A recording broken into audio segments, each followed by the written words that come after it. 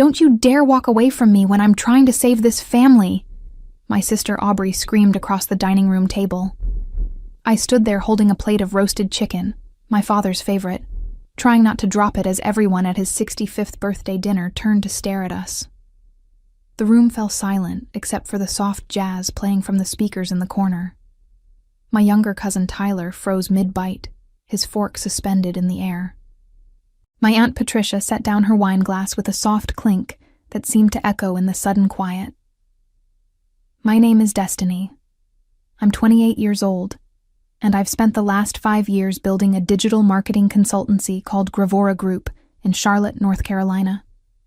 We specialize in helping mid-sized manufacturing and logistics companies scale their online presence and optimize their supply chains through targeted campaigns. It's not glamorous work, but it's honest, it's profitable, and it's mine.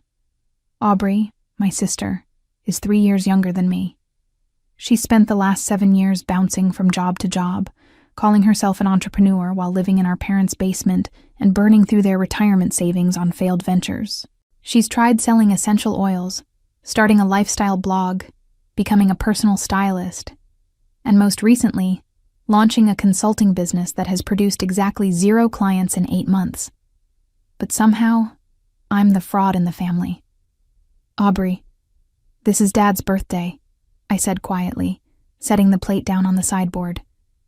"Can we not do this right now?" "Oh, so now you care about Dad?" she shot back, her voice dripping with sarcasm. "You haven't cared about this family since you moved out and started playing businesswoman." My father, sitting at the head of the table in his favorite burgundy sweater, looked exhausted. His gray hair seemed grayer than usual, and the lines around his eyes had deepened. He opened his mouth to say something, but my mother placed a hand on his arm, silencing him. She always did that. Always protected Aubrey from the consequences of her own behavior. I took a deep breath and introduced myself to the moment with the kind of calm I'd learned from years of client negotiations. "Everyone, I'm sorry for the disruption.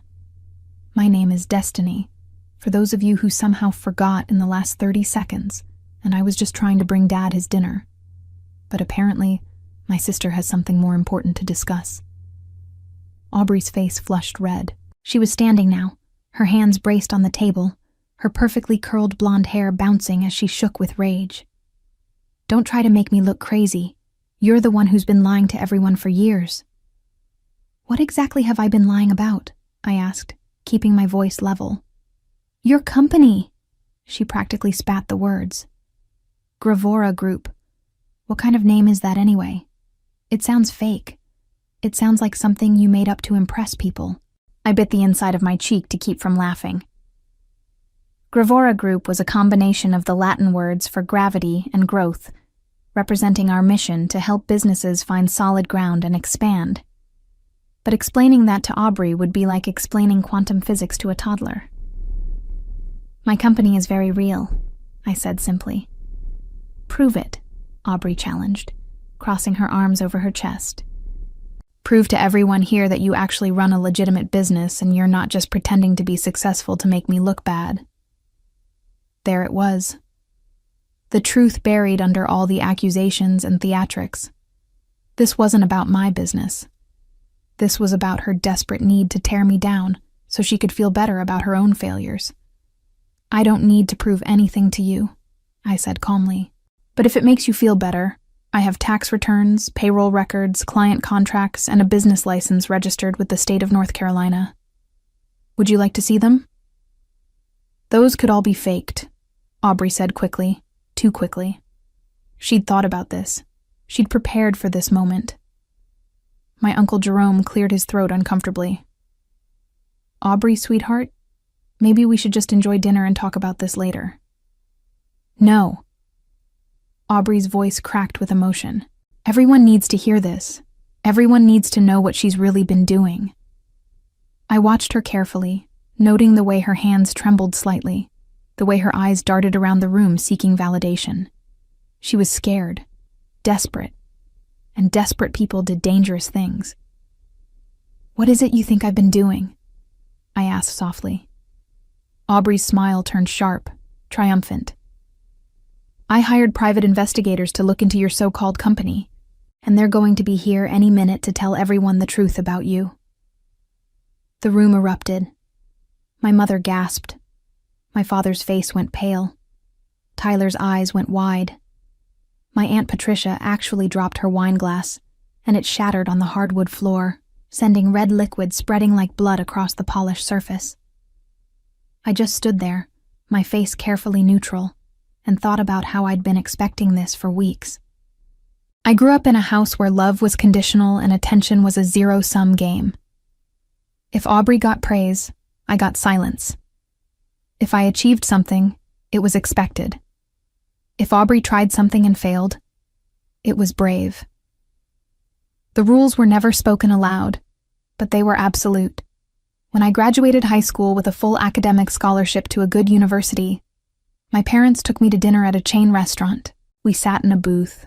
They ordered appetizers, and my father said he was proud, but also concerned about how I'd manage being away from home. My mother spent most of the meal talking about how Aubrey was going through a difficult time, adjusting to being the only child left at home. When Aubrey barely graduated high school 3 years later, my parents threw her a party with a rented hall, a catered buffet, and a cake shaped like a diploma. They invited everyone we knew. My father gave a speech about perseverance, and my mother cried happy tears. I flew home from college for the weekend, smiled in photos, and flew back the next day feeling like a ghost in my own family. The pattern continued through college. I worked 2 part-time jobs to cover what my scholarship didn't, graduated with honors, and got my first job at a small marketing firm in Charlotte. My parents came to my graduation, sat through the ceremony, took me to lunch, and drove home that same afternoon. They didn't stay to help me move into my first apartment or celebrate with my friends. When Aubrey enrolled in community college, dropped out after 1 semester, and came home crying about how the professors didn't understand her creative approach to learning, my parents held her while she sobbed and told her she was too special for traditional education. They said the system was broken, not her. I stopped expecting anything from them after that. I stopped calling to share good news. I stopped inviting them to work events or celebrating milestones with them. I built my life quietly and separately, and I was happier for it. But Aubrey couldn't leave it alone. She needed to prove that my success was an illusion, that I wasn't really better than her, that everything I'd built was somehow fake or unfair or undeserved. And now, standing in my father's dining room with everyone staring at me, I realized she'd finally gone too far. "When are these investigators supposed to arrive?" I asked, my voice calm. Aubrey checked her phone, her smile growing wider. "They said 7:30. It's 7:25 now, so any minute." I glanced at my own phone, hidden in my pocket. I had 3 unread messages from Beverly, my attorney, and 2 from Caleb, my IT director. They were ready. Everything was in place. "I need to use the restroom," I said, moving toward the hallway. Aubrey's eyes narrowed. "You're not going anywhere. You're going to stay right here and face the truth." "I'm going to the bathroom, Aubrey. Unless you want to follow me in there, I suggest you let me go." She hesitated, then stepped aside, and I walked down the hallway to my parents' guest bathroom. I locked the door behind me, pulled out my phone, and read the messages quickly. "Beverly, everything is set. The investigators have been briefed. The officers are standing by. Just give the signal when you're ready. Caleb, data logs are clean and ready to present. The backup evidence is uploaded to the secure server. You've got this, boss." I typed back quick responses to both of them, then looked at myself in the mirror. My face was calm, composed, but my heart was racing. This was it. This was the moment when everything Aubrey had done was going to come crashing down on her. Part of me felt bad for her. Part of me remembered the little girl who used to follow me around and beg me to play dolls with her. But that little girl had grown into a woman who was trying to destroy my livelihood out of jealousy and spite. And I couldn't let that slide. I washed my hands, dried them carefully, and walked back out to the dining room. Everyone was exactly where I'd left them, frozen in various states of discomfort and anticipation. Aubrey was pacing near the window, checking her phone every few seconds. My father had his head in his hands. My mother was crying quietly. Tyler caught my eye and gave me a small, supportive nod. The doorbell rang. Aubrey's face lit up like it was Christmas morning. She practically ran to the front door, her heels clicking rapidly on the hardwood. I followed slowly, my hands in my pockets, my expression neutral. This was going to be bad, but it wasn't going to be bad for me. Aubrey flung the door open to reveal two men in dark suits. They looked professional, serious, and completely uninterested in the family drama playing out in front of them. The taller one, a man in his late 40s with salt and pepper hair and sharp gray eyes, carried a leather briefcase. The shorter one, younger and stockier with a military bearing, held a tablet. "Thank you so much for coming," Aubrey gushed, stepping aside to let them enter. "Everyone's waiting." "This is going to be amazing." The taller man nodded politely. "I'm Gerald, and this is my colleague Paul. We're from Clearview Investigations. You hired us to investigate Gravora Group and its owner, Destiny." "That's right," Aubrey said, her voice practically singing with anticipation. "And you found everything, didn't you? You found proof that she's been lying?" Gerald and Paul exchanged a glance that I recognized immediately. I'd seen that look before in business meetings when someone was about to deliver news that nobody wanted to hear. "Perhaps we should discuss this privately first," Gerald suggested carefully. "No." Aubrey grabbed his arm. "No, everyone needs to hear this. That's the whole point. I want everyone to know what she really is." Gerald sighed and set his briefcase down on the coffee table. Paul pulled up files on his tablet. The family crowded around, drawn by morbid curiosity and the promise of scandal. "As requested," Gerald began, his voice formal and detached, "we conducted a thorough investigation into Gravora Group. We reviewed business registration documents, tax filings, client contracts, employee records, and financial statements." Aubrey was bouncing on her toes, barely able to contain her excitement. "And we found," Gerald continued, pausing for effect, "that Gravora Group is a fully legitimate, properly registered, and apparently quite successful business. It has been operating for 5 years, currently employs 9 people, and maintains contracts with 17 active clients in the manufacturing and logistics sectors. Annual revenue appears to be in the mid-6-figure range." The silence that followed was deafening. Aubrey's face went from flushed pink to bone white in seconds. "What?" she whispered. "Your sister's company is real," Paul said bluntly, looking up from his tablet. "Very real. In fact, it's one of the more impressive small businesses we've investigated." Aubrey shook her head violently. No, that can't be right. You didn't look hard enough. She's hiding something. She has to be hiding something." Gerald's expression remained professionally neutral, but I saw a flicker of distaste in his eyes. "Miss Aubrey, we spent 4 weeks on this investigation. We were very thorough. There is no evidence of fraud, deception, or illegitimate business practices." "Then you're incompetent!" Aubrey shrieked. "I paid you $3,000 to find the truth." "We did find the truth," Paul said coldly. "It's just not the truth you wanted." My mother started crying harder. My father looked like he wanted to sink through the floor. Tyler was trying very hard not to smile. My aunt and uncle were whispering to each other, their expressions shocked. I stood off to the side, saying nothing, my arms crossed over my chest. I was waiting, because I knew what came next. Gerald opened his briefcase and pulled out a thick folder. However, during our investigation, we did discover something concerning, something that has nothing to do with Gravora Group's legitimacy, and everything to do with how certain parties attempted to access information about the company. Aubrey's head snapped up. "What are you talking about?" Paul tapped his tablet and turned it to face the room.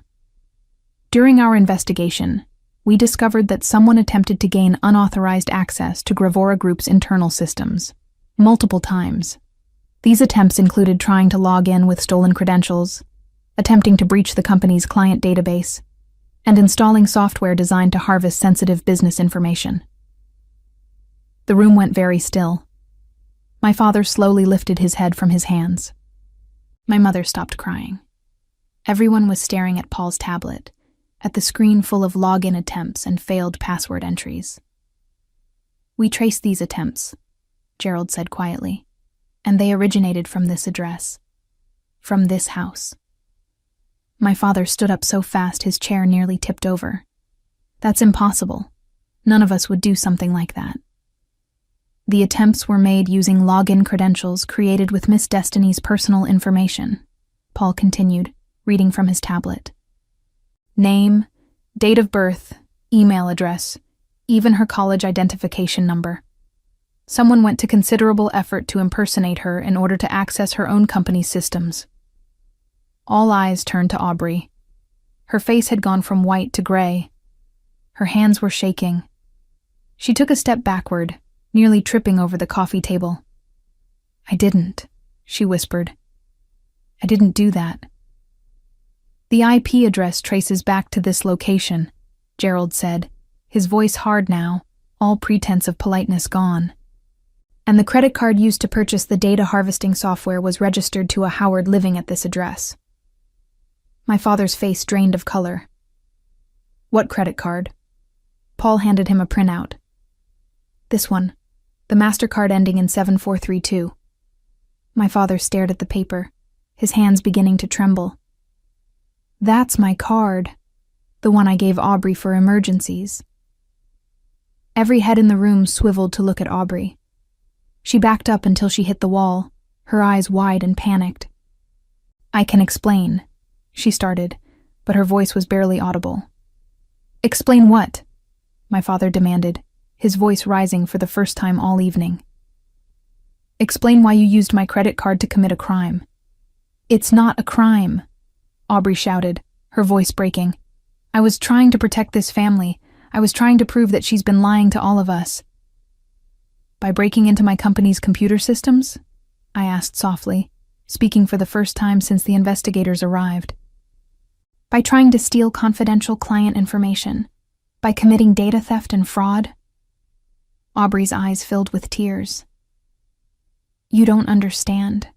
You don't know what it's like to watch you succeed at everything while I fail at everything. You don't know what it's like to be the disappointment." "So you decided to destroy what I built?" I asked, my voice still calm but with an edge of steel now. "You decided that if you couldn't be successful, I shouldn't be either." "I just wanted everyone to see the truth," she screamed. "I wanted them to see that you're not better than me." The room erupted. My mother was sobbing openly now. My father was shouting at Aubrey, demanding to know what she'd been thinking. My aunt and uncle were trying to edge toward the door. Tyler just sat there, watching the chaos unfold with wide eyes. Gerald held up a hand. "There's more." Everyone fell silent again, which seemed impossible given the noise level seconds before. "We also discovered," Gerald said, pulling more documents from his briefcase, "that someone contacted several of Gravora Group's clients over the past 3 months, posing as a business journalist. This person asked questions designed to cast doubt on the company's credibility and legitimacy." He handed me a document. I scanned it quickly, my jaw tightening. Aubrey had called 6 of my clients, using a fake name, claiming to be writing an exposé on fraudulent small businesses. She'd asked them pointed questions about whether they'd verified my credentials, whether they'd actually seen my office, whether they'd checked references. "We traced the phone number," Paul said. "It's a prepaid cell phone purchased at a convenience store 3 miles from here. The purchase was caught on security camera." He tapped his tablet again, and a grainy security camera image appeared. It showed Aubrey, clear as day, buying a phone at a gas station. My mother made a sound like a wounded animal. My father sat down heavily, his face in his hands. "Did any of my clients believe her?" I asked, my voice tight. No, Gerald said. Every one of them either ignored her or contacted you directly to let you know about the strange call. That's actually how we confirmed the connection. Your IT director provided us with the emails. I looked at Aubrey, and for the first time in my life, I saw her clearly. Not as my younger sister, not as the family's protected child, but as someone who had actively tried to destroy everything I'd worked for. Someone who had broken laws and violated trust and hurt people, all because she couldn't stand to see me happy. Aubrey, my father said, his voice hollow. Tell me you didn't do this. Please tell me you didn't do this. She opened her mouth, closed it, opened it again. No sound came out. She looked like a fish drowning in air.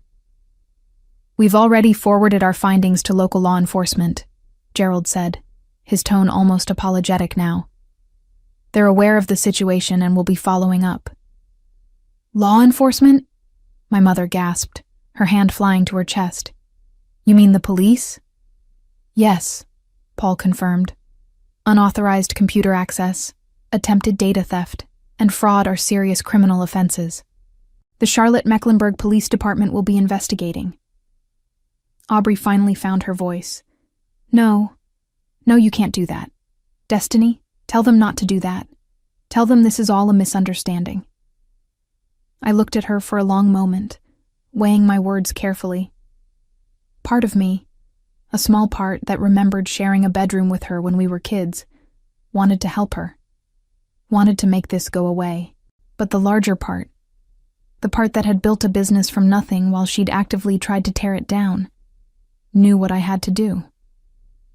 I can't do that, I said quietly. Because it's not a misunderstanding.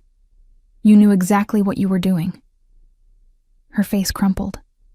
Please, Destiny. Please don't do this to me. I'm your sister.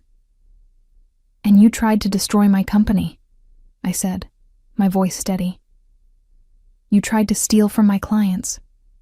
You tried to ruin my reputation. What did you think was going to happen? I thought you'd finally admit the truth, she screamed.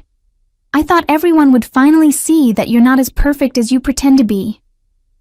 I never said I was perfect, I replied.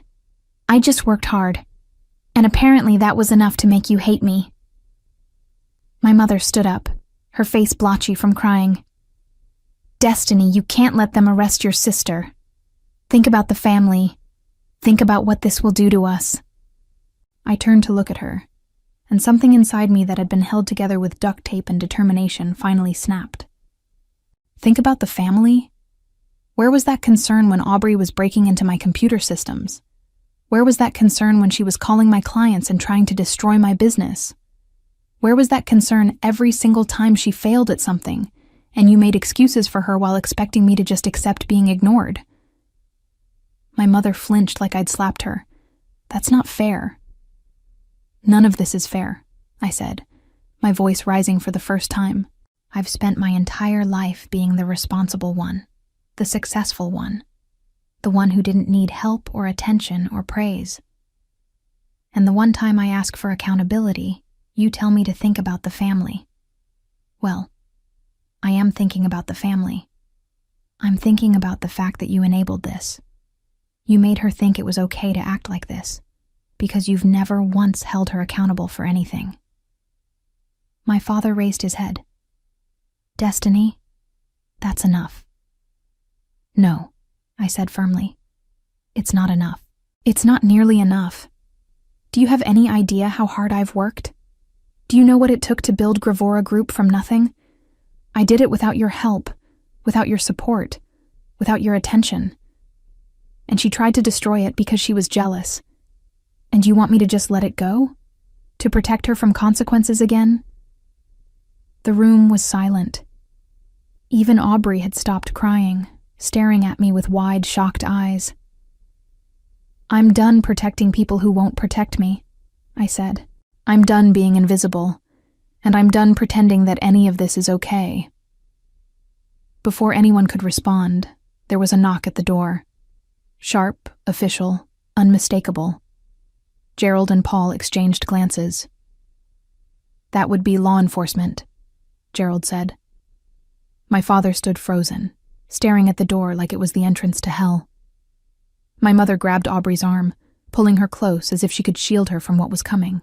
Tyler slowly got up from his chair and moved to stand beside me, a silent show of support that meant more than he probably knew. I walked to the door and opened it. 2 uniformed police officers stood on the porch, their expressions professional and serious. Behind them, a plainclothes detective with a badge clipped to her belt looked past me into the house. "Good evening," the detective said. "I'm Detective Simmons with the Charlotte-Mecklenburg Police Department. We're here to speak with Aubrey regarding some allegations of computer crimes." I stepped aside, my heart pounding but my face calm. "She's inside." The officers entered, and the room seemed to shrink around them. Aubrey pressed herself against the wall, her face sheet white, her whole body trembling. My father moved to stand between her and the officers, a futile gesture of protection. "Aubrey," Detective Simmons said, her voice firm but not unkind. "We need to talk to you about some unauthorized access to computer systems and some other related activities.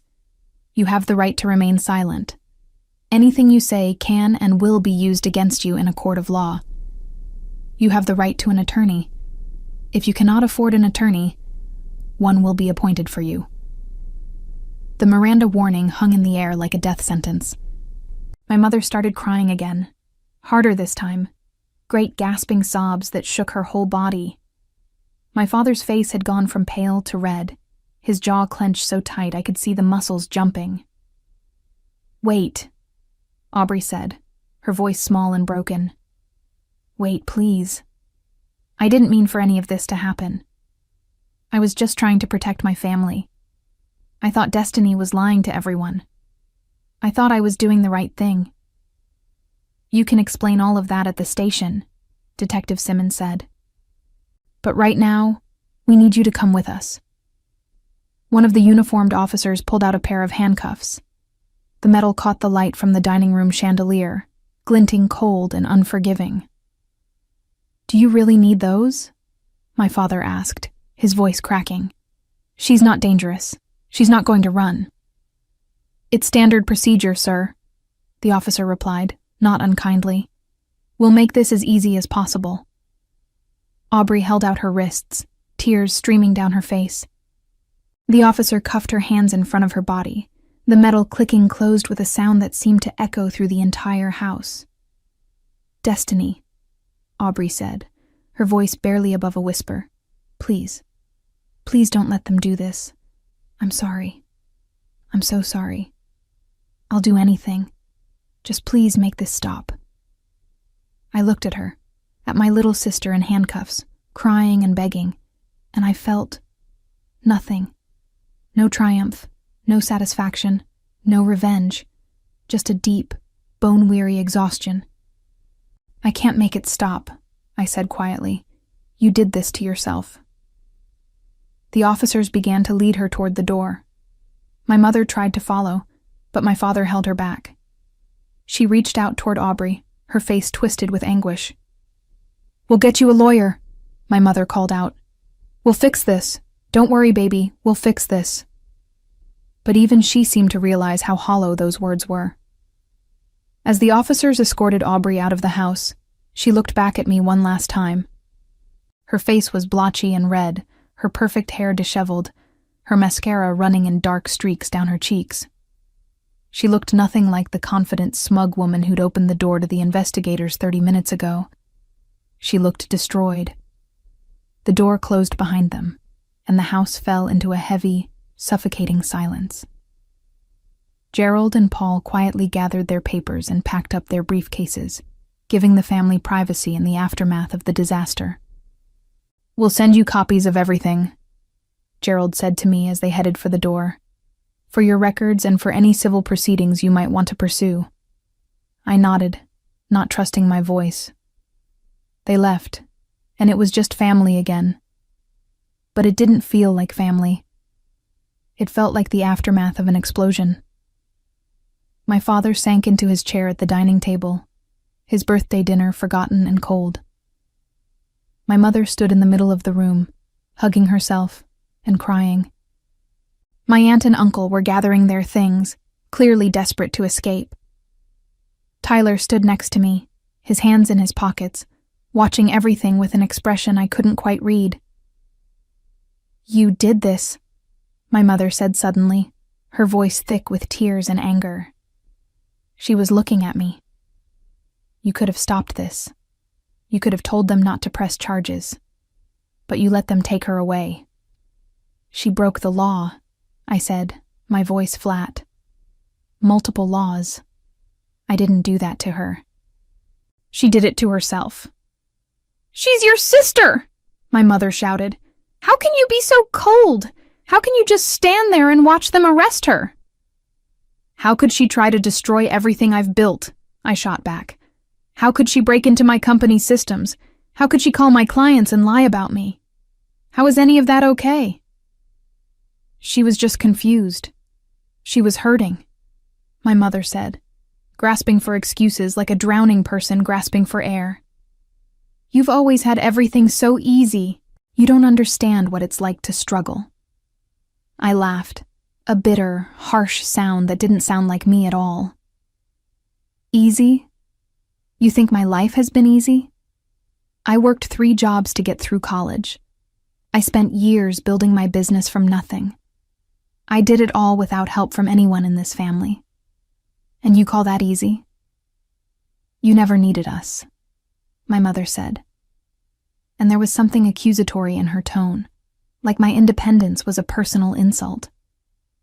"You never asked for help. You just left and did everything on your own. Because every time I accomplished something, you ignored it," I said, my voice breaking despite my best efforts to stay calm. "Every time I succeeded, you made it about how Aubrey was struggling. I stopped asking for your attention because I learned I was never going to get it."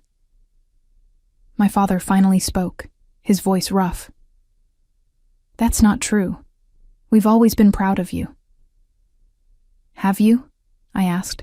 "Then why is this the first time you've ever seen where I work or what I do? Why have you never asked about my business or my clients or my employees? Why do I have to defend my success instead of celebrating it?" He didn't have an answer for that. I pulled out my phone and sent a quick text to Beverly, my attorney. "It's done. They arrested her. What happens now?" Her response came within seconds. "I'll handle everything. You just take care of yourself. You did the right thing." I wasn't sure I believed that, but I appreciated her saying it. Tyler touched my arm gently. "You okay?" "I don't know," I admitted. "I don't know what I am." "You're brave," he said simply. "And you're right. She needed to face consequences. It's the only way she'll ever change." I wanted to believe that. I wanted to believe that this would be a wake-up call for Aubrey, that she'd use this as an opportunity to get her life together. But deep down, I knew the truth. She'd blame me. She'd make herself the victim. And my parents would support that narrative because it was easier than admitting they'd enabled her for years. My aunt and uncle slipped out without saying goodbye. I didn't blame them. What do you say after watching someone get arrested at a birthday party? My father stood up slowly, moving like an old man. He looked at me, his eyes red-rimmed and tired. "I need to go to the station. I need to see about getting her released. They probably won't release her tonight," I said quietly. "Not for something like this." "I have to try," he said. He looked at my mother. "Come on, let's go." They left without another word to me. No goodbye, no acknowledgement, nothing. Just like always. When the door closed behind them, Tyler and I were alone in the house. I walked over to the dining table and looked at the spread of food that no one had touched. My father's birthday cake sat in the middle, a chocolate layer cake with blue frosting and unlit candles. "Happy birthday, Dad," I said to the empty room. Tyler came over and put an arm around my shoulders. "This isn't your fault." "Isn't it?" I asked. "If I'd just kept my mouth shut about my business, if I'd just let her believe what she wanted to believe, none of this would have happened. That's not true, and you know it, Tyler said firmly. She broke the law. She tried to hurt you. That's on her, not you.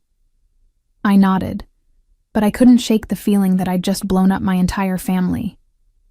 Come on, Tyler said. Let's get out of here. This place is depressing. We left the house, leaving the uneaten food and the unlit birthday cake behind. As I walked to my car, I pulled out my phone and checked my messages. There were 3 from Beverly, 2 from Caleb, and 1 from my business partner, Vanessa, who must have heard something through the grapevine. I opened Vanessa's message first. Just heard what happened. Holy shit. Are you okay? Do you need anything? I typed back. I'm fine. It's over. I'll fill you in tomorrow. As I drove away from my childhood home, I realized that I meant it. It was over. The years of watching Aubrey fail and being blamed for her failures. The years of being invisible in my own family. The years of pretending that everything was fine when it wasn't. It was finally, definitively, over. And I didn't know whether to feel relieved or heartbroken. The next few days passed in a blur. Aubrey was arraigned and released on bail that my parents paid for by taking out a second mortgage on their house. They didn't tell me that directly. I heard it through Tyler, who heard it from our Aunt Patricia.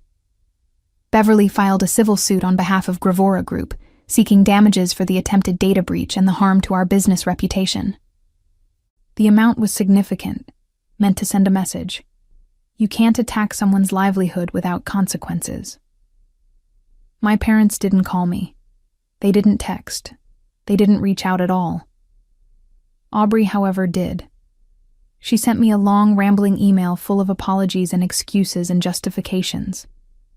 She said she'd been in a dark place, that she'd felt worthless watching me succeed, that she'd made terrible choices, but she was still my sister, and didn't that count for something? I read it once, then deleted it.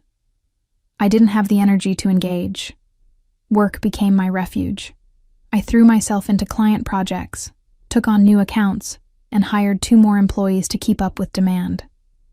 Gravora Group was growing, thriving even, and I clung to that success like a lifeline.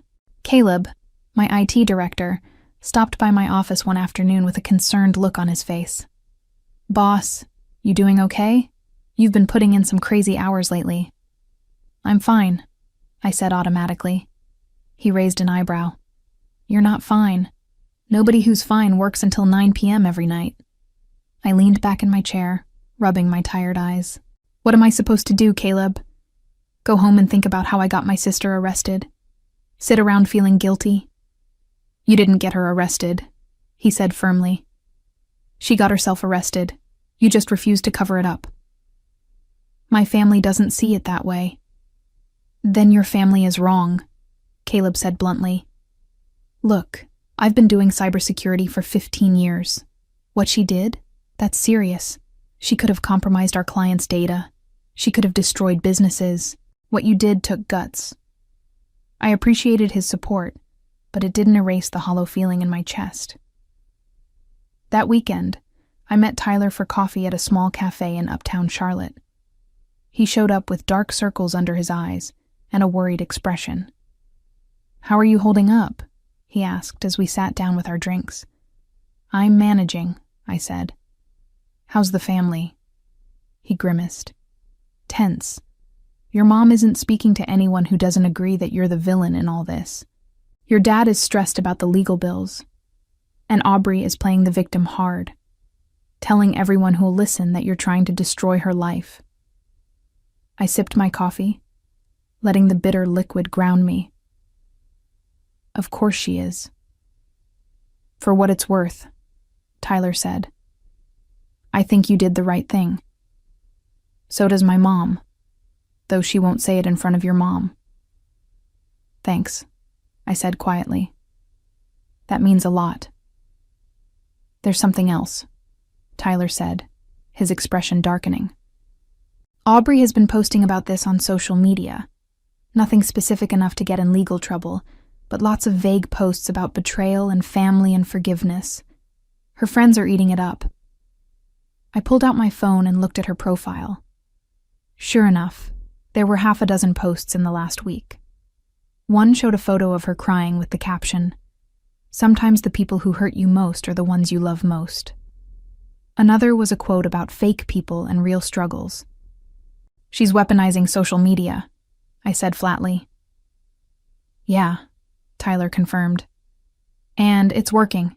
People are messaging her with support, telling her they'll pray for her, asking what happened. She's controlling the narrative." I set my phone down and looked at Tyler. "Let her. I know the truth. The courts know the truth. That's all that matters." But even as I said it, I felt a twist of anger in my gut. Even now, even after everything, she was making herself the victim, and me, the villain. And people were believing her. 3 weeks after the arrest, I received a call from Detective Simmons. She asked if I could come to the station to review some additional evidence. I agreed and brought Beverly with me. The station was busy, full of people dealing with their own crises and problems. We were shown to a small conference room where Detective Simmons was waiting with a laptop. "Thank you for coming in," she said, shaking both our hands. "I wanted to show you something we found while examining the evidence." She turned the laptop toward us. On the screen was a series of screenshots showing social media conversations between Aubrey and several of her friends. The messages were damning. In one exchange, Aubrey wrote, "I'm going to expose Destiny for the fraud she is. Everyone thinks she's so perfect, but I'm going to prove she's lying about everything." Her friend responded, "How are you going to do that?" Aubrey wrote back, "I hired investigators, and if they don't find anything, I'll make something up. I just need enough doubt to destroy her reputation." I stared at the screen, feeling cold all over. "She was planning to frame me?" "It appears so," Detective Simmons said. "These messages show premeditation. She wasn't just acting out of jealousy in the moment. She actively planned to harm your business, and she was willing to fabricate evidence if necessary." Beverly leaned forward, her lawyer brain already working. "This strengthens the criminal case significantly, and it's going to be very useful in the civil suit." "There's more," Detective Simmons said, clicking to another screenshot. "She also discussed potentially accessing your personal email and bank accounts. She didn't go through with it, probably because she didn't have the technical knowledge, but the intent was there." I felt sick. This wasn't just sibling rivalry or jealousy. This was calculated malice. "What happens now?" I asked. "The district attorney is moving forward with multiple charges," Detective Simmons said. "Computer fraud, attempted identity theft, and conspiracy to commit fraud. With this evidence, we're looking at a strong case." As Beverly and I left the station, I felt numb. Part of me had wanted to believe that Aubrey's actions were a mistake, a moment of poor judgment. But seeing those messages, seeing the premeditation, and the willingness to destroy me completely, shattered any remaining sympathy I had. "Are you okay?" Beverly asked as we walked to our cars. "No," I said honestly. "But I will be." She squeezed my shoulder. "You're stronger than you think. And you're doing the right thing." I drove back to my office and tried to focus on work, but my mind kept drifting to those messages. I'm going to expose Destiny for the fraud she is. I'll make something up if I have to. My own sister had been willing to destroy me completely, and she'd only failed because she wasn't smart enough to cover her tracks. That night, I sat in my apartment and finally let myself cry. Not for what had happened, but for what I'd lost. I'd lost my family, or at least the illusion of one.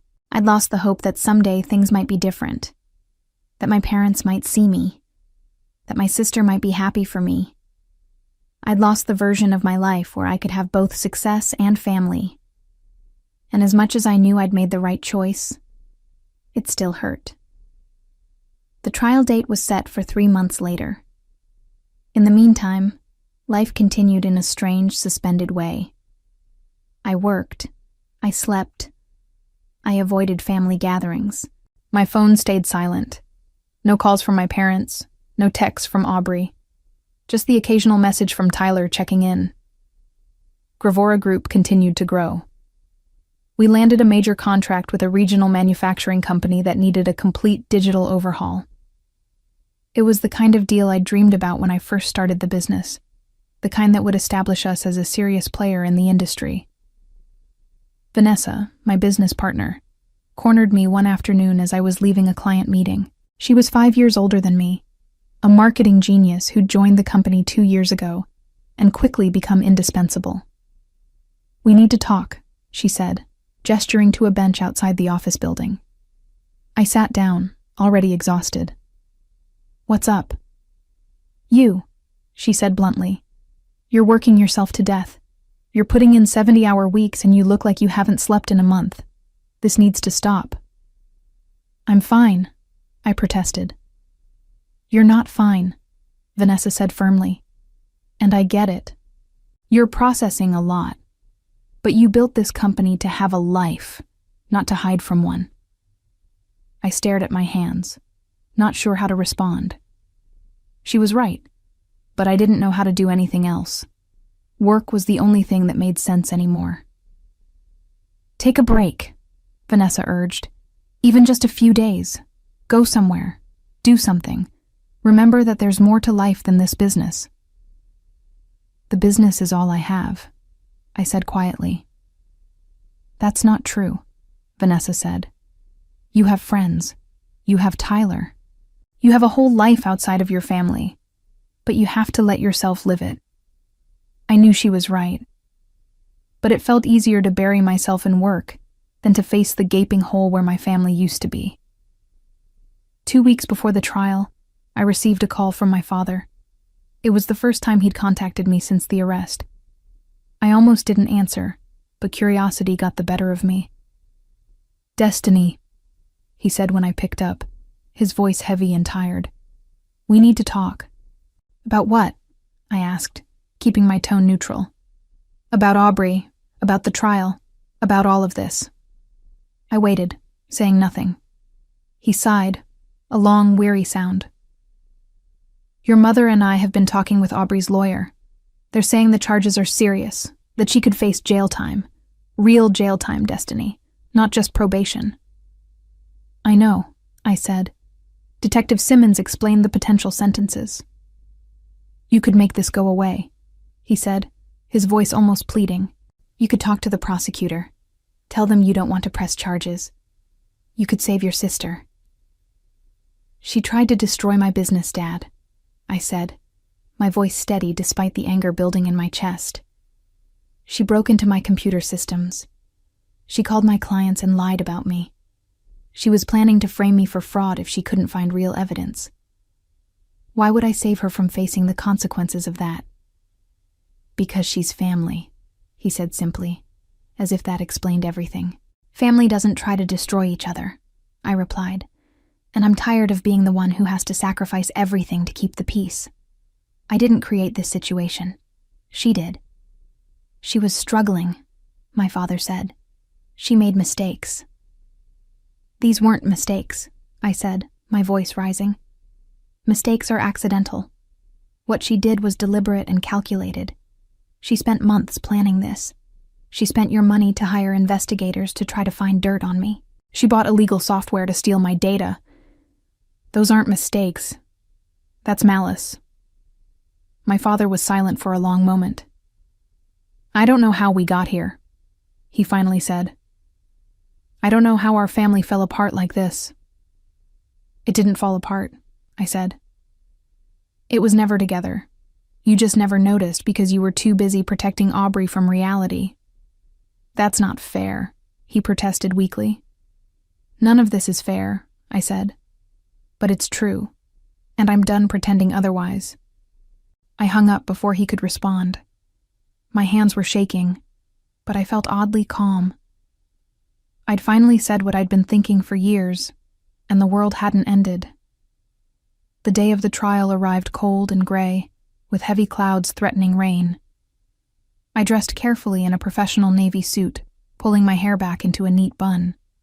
I looked at myself in the mirror and barely recognized the woman staring back. I looked harder somehow, older, like I'd aged years in just a few months. Beverly met me at the courthouse, carrying a briefcase full of evidence and documentation. "Ready?" she asked. "As I'll ever be," I replied. The courtroom was smaller than I expected, with wooden benches and fluorescent lighting that cast everything in a harsh, unflattering glow. My parents sat on one side with Aubrey and her lawyer. Tyler sat on my side, along with Vanessa and Caleb, who'd both taken the morning off to support me. Aubrey looked different. She'd cut her hair short and wore a conservative gray dress that made her look younger and more vulnerable. It was clearly a calculated choice, designed to make her appear sympathetic to the judge. When her eyes met mine, I saw no remorse there, just anger and resentment. The proceedings began, and the prosecutor laid out the case methodically. The unauthorized computer access, the attempted data theft, the fraudulent impersonation, the social media messages showing premeditation. Each piece of evidence was presented clearly and professionally. Aubrey's lawyer tried to argue that she'd acted out of concern for her family, that she'd believed I was defrauding people, and felt it was her duty to investigate. But the prosecutor dismantled that argument quickly, pointing out that her methods were illegal regardless of her intentions, and that the social media messages showed her true motives had nothing to do with protecting anyone. When it was my turn to speak, I walked to the front of the courtroom and faced the judge. My voice was steady as I explained what Aubrey's actions had cost me, not just financially, but professionally and personally. I talked about the clients who'd questioned my credibility, the employees who'd worried about their jobs, the sleepless nights wondering if my business would survive her attacks. "This wasn't a family dispute," I said. "This was a deliberate attempt to destroy something I'd built from nothing, and she did it knowing full well that it was wrong." Aubrey's lawyer put her on the stand, and she cried as she testified about how jealous she'd felt, how worthless, how desperate to prove that she wasn't the failure everyone thought she was. It was a good performance, and I saw some sympathy in the judge's eyes, but it wasn't enough. After hearing all the evidence, the judge leaned back in his chair and looked at Aubrey for a long moment. "Miss Aubrey," he said, his voice firm and measured, "jealousy is a human emotion. We all experience it, but what you did went far beyond feeling jealous. You committed serious crimes, multiple crimes, over an extended period of time. You showed planning, determination, and a willingness to harm your own sister's livelihood. That is not acceptable, and it cannot be excused." He sentenced her to 18 months in prison, with the possibility of parole after serving a minimum of 9 months. He also ordered her to pay restitution to Gravora Group in the amount of $75,000 for the damages she'd caused and the security measures we'd had to implement because of her actions. Aubrey sobbed as the sentence was read. My mother buried her face in my father's shoulder. My father just stared straight ahead, his face blank with shock. I felt nothing. No triumph, no satisfaction, no relief. Just an empty, echoing numbness. As the bailiff led Aubrey away, she looked back at me one last time. Her face was red and blotchy, her eyes swollen from crying. She mouthed something that might have been, "I'm sorry," or might have been, "I hate you." I couldn't tell, and it didn't matter.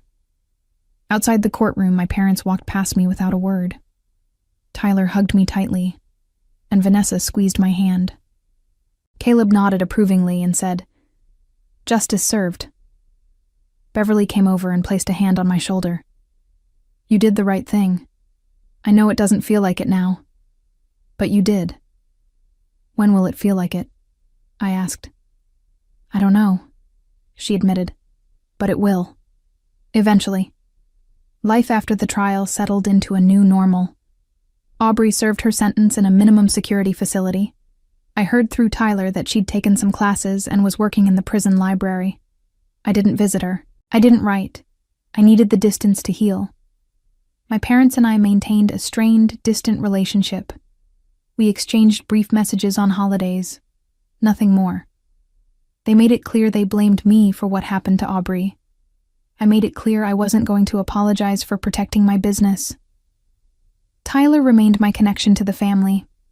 He'd text me updates, invite me to casual get-togethers with cousins I actually liked, and generally remind me that not everyone in my family was toxic. Gravora Group thrived. We moved to a larger office, hired 5 more employees, and expanded our services.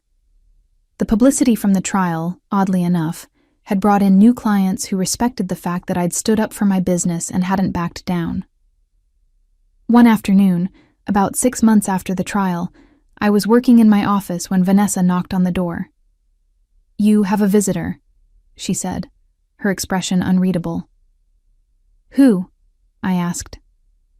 "Your father." I felt my stomach drop. "Tell him I'm busy." "I think you should see him," Vanessa said gently. "He looks like he needs to say something." I sighed and nodded. "Fine. Send him in." My father walked into my office looking older than I remembered. His hair was completely gray now, and he moved slowly, like his joints hurt. He stood in the doorway for a moment, just looking at me. "Hi, Dad," I said, my voice neutral. "Hi, Destiny." He sat down in the chair across from my desk without being invited. "Your office is nice. This is a good space." "Thanks," I said. "What do you want?" He flinched at my bluntness. "I came to apologize." I leaned back in my chair, crossing my arms. "Okay. I'm listening." "I should have believed you," he said, his voice rough. "About your business, about your success, about everything. I should have seen what Aubrey was doing, and I should have stopped her. Instead, I made excuses for her and expected you to just accept being hurt. That was wrong." I waited, saying nothing. "Your mother doesn't agree with me," he continued. "She still thinks you should have handled this differently, that you should have protected your sister. But I've had a lot of time to think, and I realize now that we failed you. We failed you for years, and I'm sorry." "Why now?" I asked. "Why apologize now, months after everything fell apart?" "Because Aubrey is getting out next month," he said. "And I don't want her to come home thinking she's the victim in all this. I need to be honest with myself about what happened, and honest with her about her choices. And that starts with acknowledging what we did wrong as parents." I felt something crack open in my chest, some hard, cold thing that had been frozen there for months. "Thank you," I said quietly. "That means more than you know." "I don't expect you to forgive us," my father said. "I don't even expect you to want a relationship with us. But I wanted you to know that I see what you've built here, and I'm proud of you." I should have said that years ago. We talked for a while longer, carefully navigating the minefield of our relationship. It wasn't a magical healing moment, and it didn't fix everything. But it was a start. After he left, I sat in my office and cried for the first time since the trial. Not sad tears exactly, but tears of release, of letting go of something I'd been holding on to for too long. Aubrey was released from prison 10 months after she was sentenced. I heard through Tyler that she moved to another city, got a job doing administrative work for a small nonprofit, and was trying to rebuild her life.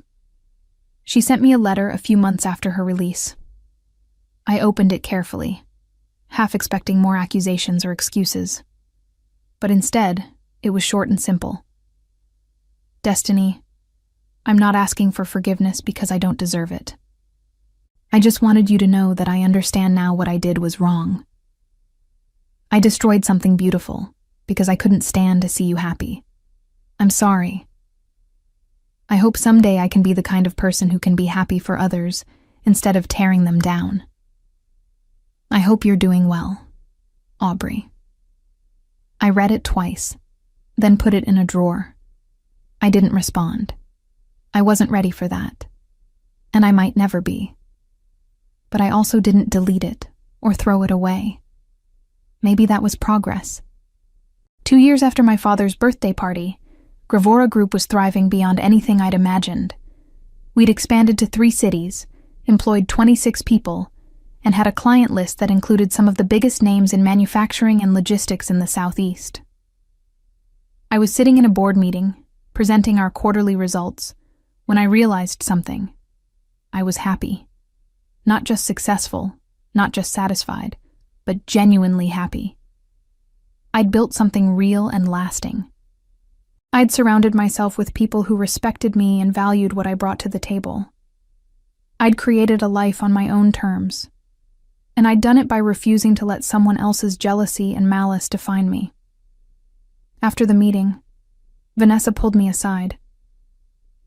"You know what today is, right?" I thought for a moment. "Oh, it's the anniversary of the arrest." 2 years, she said. "Look how far you've come." I looked around the conference room, at the employees chatting and laughing, at the wall covered with awards and client testimonials, at the future I'd built from the ashes of my family. "Yeah," I said. "I guess I have." That night, I went home to my apartment, poured myself a glass of wine, and sat on my balcony looking out over the Charlotte skyline. I thought about everything that had happened. About the night those investigators walked into my father's house. About the handcuffs clicking closed around Aubrey's wrists. About the trial and the aftermath, and all the pain in between. I thought about the girl I'd been 2 years ago, desperate for my family's approval and willing to make myself small to avoid conflict.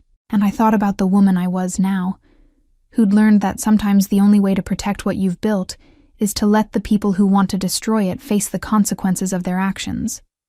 Aubrey had wanted to expose me as a fraud, to prove that my success was fake. Instead, she'd exposed herself as someone willing to commit crimes out of jealousy.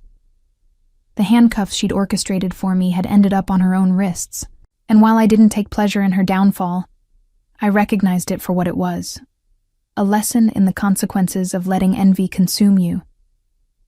My parents eventually came to understand, at least partially, what had happened. My father and I maintained a careful, distant relationship. My mother and I didn't speak. And that was okay. I'd learned that family isn't just blood. It's the people who show up for you, who support you, who celebrate your success instead of resenting it. I'd found my people. They just weren't the ones I'd grown up with. As for Aubrey, she served her full sentence and faced the consequences of her actions in every possible way. She lost her freedom, her reputation, and the respect of everyone who'd once believed in her. She struggled to find work after her release, bouncing from job to job as potential employers discovered her criminal record. The friends who'd supported her on social media during the trial disappeared when the reality of her crimes became public. She'd wanted to destroy my life, but in the end, she'd destroyed her own. And while I felt a distant sadness about that, I also recognized that it was entirely self-inflicted. She'd had choices at every step, and she'd chosen malice over honesty, jealousy over celebration, destruction over support. Those choices had natural consequences, and no amount of crying or apologizing could erase what she'd done. I reflected on the whole journey, on the moment those handcuffs clicked around her wrists, on the way her face had drained of color when she realized she'd played herself. It wasn't the revenge I'd planned, because I'd never planned revenge at all. But it was poetic, undeniable, and final. She'd spent so much energy trying to tear me down that she'd forgotten to watch her own foundation crumble beneath her. And in the end, justice didn't need my help. It just needed her to keep being exactly who she was.